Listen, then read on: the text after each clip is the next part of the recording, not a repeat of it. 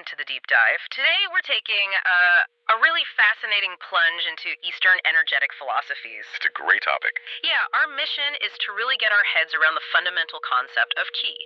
Specifically, we're focusing on its two crucial forms, that's prenatal and postnatal qi. Right. And, what their intricate interplay means for your vitality, your well-being. We're drawing from a really insightful piece called The Dual Currents of Qi, Prenatal and Postnatal Energy. Yeah, and it's important, I think, right off the bat to remember qi isn't just some abstract idea. It's seen as the fundamental vital energy, the life force that permeates everything. Everything, animate and inanimate. Exactly. It's this dynamic foundational current. And while these two forms, prenatal and postnatal, have different origins, they are deeply interconnected. They really form one complete energetic system. Okay, let's unpack this then. Starting with prenatal qi, what exactly is it, and what makes it this inherited foundation? Right. So, prenatal qi, it's sometimes called original qi or yuan qi. It is that foundational innate life force you inherit at conception from your parents. So it's like an energetic blueprint? Precisely. Your energetic blueprint, your initial starting capital, you could say, and it's primarily stored in the kidneys. Now, in traditional Chinese medicine, the kidneys aren't just the organs. Right, it's the energetic system. Exactly. It's this crucial energetic system considered the root of life, the core of your constitutional strength. That's where this deep fundamental energy resides. Okay, here's where it gets really interesting for me. The source emphasizes that prenatal qi is finite and non-replenishable. It's like a fixed quantity, a predetermined reservoir, so we can't just make more of it. That's the absolute key point. It is fixed, non-replenishable. Think of it as your birthright, that foundational capital we mentioned. It gets gradually used up, expended throughout life. Wow. And no, you can't directly increase it, which really underlines why careful management is so crucial. So what does this actually mean for you listening? What role does this inherited qi play in our day-to-day lives? How does it show up? Well, its role is pivotal. It dictates your innate strengths, your weaknesses too, your general vitality levels, even things like genetic predispositions to certain health conditions. This is quite fundamental. It's the underlying energetic potential shaping both your physical and mental capacities. It's a very deep-seated, subtle and refined type of qi. It serves as the basic energetic substrate for everything else. In its main job. Its primary function is to fuel those fundamental life processes, growth, development, maturation, reproductive functions. And crucially, it acts as the foundation needed for postnatal qi generation. You need that base to build upon. Given its finite nature, then, how on earth do we manage something we can't top up? What are the strategies? Right, well, management really revolves around conservation and indirect preservation. You can't increase the amount, but you can influence the rate it depletes. You can slow it down. How speeds it up? Things that accelerate expenditure are, well, the usual suspects in many ways. Yeah. Excessive stress, chronic illness, prolonged overwork, consistently poor diet, not enough rest. So basically, burning the candle at both ends. Exactly. Yeah. These things don't just make you tired, they actually draw down on those deep inherited reserves.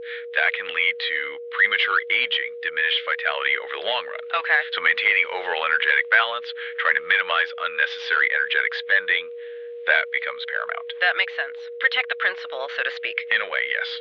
Now, let's switch gears to postnatal qi. This sounds like the energy we do have more direct control over. How is it acquired? Precisely. It's a contrast. Postnatal qi is the energy you continuously produce and acquire throughout life after birth from external sources. Okay, external sources. Primarily through two key processes. There's digestive energetics, which we often call food qi, and respiratory energetics, or air qi. Tell us more about food qi and air qi. How do these systems contribute energetically? Okay, so digestive energetics. That's how your spleen and stomach systems, again, thinking energetically in the TCM model. Not just the organs. Right. They transform the food and drink you ingest into usable energy. This is really your main source of daily fuel. And air qi. Respiratory energetics is where your lungs extract qi from the air you breathe. Again, the lung system energetically. This really highlights why things like air quality, but also breathing techniques, are so important. Deep breathing and things like that. Exactly, maximizing that intake. So, unlike prenatal qi, the source describes postnatal qi as dynamic and replenishable. What does that mean for our daily energy? How does that feel? It means it's constantly being generated, circulated, used up, and importantly, it can be continuously renewed. This is the energy source for all your routine activities. Like what? Physical movement, mental processes, thinking, focusing, even emotional expression, its effects are often directly tangible. Your daily energy levels, your physical strength, that's largely postnatal qi at work. So, what are its broader functions? What else does this postnatal qi do in the body?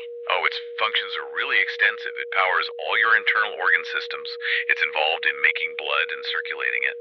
And very importantly, it forms something called defensive qi, or wei qi. Defensive qi, like an immune function. Very much like an energetic immune system, yes.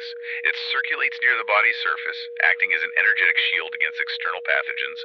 It also helps regulate body temperature. So when you feel strong, resilient, your wei qi, and thus your postnatal qi, is likely robust. Since this form of qi can be enhanced, how do we actually go about cultivating it? What are the practical steps? Cultivation is key here. Diet is paramount: balanced, nutritious, whole foods, breathing techniques, as we mentioned, deep diaphragmatic breathing, maybe specific qigong exercises. Qigong often focuses on breath. Very much so. And then lifestyle choices. Yeah. Adequate rest is huge, moderate exercise, and maintaining emotional balance. All these things impact how efficiently you produce, circulate, and use your postnatal qi. It's about creating the optimal conditions. So these aren't just two separate tanks of energy, prenatal and postnatal. Not at all. The source talks about a profound and inseparable interdependence. How do these two crucial currents actually work together? This is where it gets really elegant. It's a truly symbiotic relationship. Your postnatal qi plays a vital role in nourishing and, crucially, preserving your finite prenatal qi. How does it preserve it? Well, if you have abundant, good quality postnatal qi, it acts like a buffer. It meets your daily energy needs so your body doesn't have to dip into those deep inherited reserves as often or as much. Like having a good daily income so you don't touch your savings. That's the perfect analogy, exactly. It slows down the depletion of prenatal qi, contributing to longevity and long-term vitality. And does it work the other way? Does prenatal qi affect postnatal? Absolutely. A robust prenatal constitution provides a better energetic foundation. It influences how efficiently your digestive and respiratory systems, the ones generating postnatal qi, actually function. So a strong base helps you make better daily energy. Precisely. More effective energy extraction from food and air, better utilization, they really support each other. And when they combine, the source mentions the formation of true qi. What is that? True qi, or Zen qi, is essentially the result of the harmonious combination and transformation of both prenatal and postnatal qi. It's considered the most refined, the most usable form of qi in the body. And where does it go? What does it do? It circulates through the body's meridian system, those energetic pathways. The meridians. Yes. And it's this true qi that powers basically all physiological functions. It allows you to adapt to changes, facilitates healing. It's the integrated active life force, your overall vitality, really. Okay, so what happens when this delicate balance is off? What do imbalances or deficiencies in either form of qi actually look like, health-wise? Well, they manifest differently. A prenatal qi deficiency often shows up as chronic issues, maybe right from birth. Things like inherent weakness, developmental problems, perhaps premature aging, or just being really susceptible to chronic illnesses. These tend to be deep-seated, persistent things. Because the foundation is weak. Exactly. Whereas a postnatal qi deficiency that commonly presents with more immediate daily symptoms. Fatigue is a big one.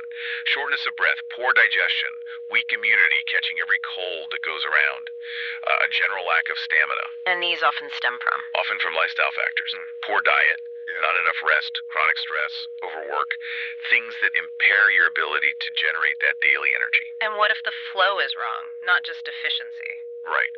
Prolonged imbalances can also lead to stagnation, where qi gets blocked, or what's sometimes called rebellious qi, where it flows in the wrong direction.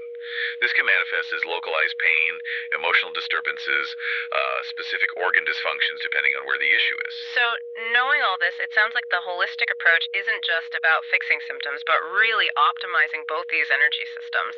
What's the big picture strategy? The strategy is definitely two-pronged, but synergistic. First, focus on nourishing your postnatal qi.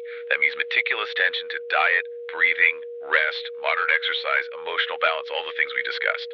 Building up that daily energy income. Exactly. And second, simultaneously focus on conserving your prenatal qi. Minimize those activities and habits that drain your deep reserves unnecessarily. Like managing stress, avoiding overwork. Precisely. Practices like qigong, tai chi, some forms of meditation. They are particularly effective because they're often designed to do both: enhance postnatal chi generation and gently activate, refine, and crucially conserve prenatal chi.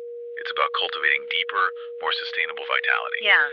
living in energetic harmony. So, what does this all boil down to for you listening? This deep dive into prenatal and postnatal chi, it really offers a profound framework, doesn't it, for understanding our own vitality? It absolutely does. I mean, we've Yeah. seen this core distinction. Prenatal chi is your inherited foundation, that finite energetic inheritance, and postnatal chi is the acquired daily sustenance you generate moment to moment. And their harmonious interplay, that creation of true chi, is the essence of your active life force. This whole understanding is so central to Eastern energetic philosophies, and I think incredibly valuable for thinking about holistic well-being, even today. It really is fascinating how these ancient principles feel so relevant. They offer powerful insights for our modern, often quite taxing lives. It's really about optimizing our vitality, managing our energy effectively, not just for today, but well, for the long haul. Yeah, and perhaps this leaves us with an important question to ponder. If you think about it, if your inherited energetic savings account, your prenatal chi is finite, Right. and your daily income of energy, your postnatal chi, is replenishable, but depends on your actions. How might that change the way you prioritize your daily habits? Everything from what you choose to eat to how you manage stress, how much you rest, knowing that each choice isn't just about fueling today, but is actively contributing to preserving or potentially depleting your long term vitality, your deepest energetic potential. Something to think about.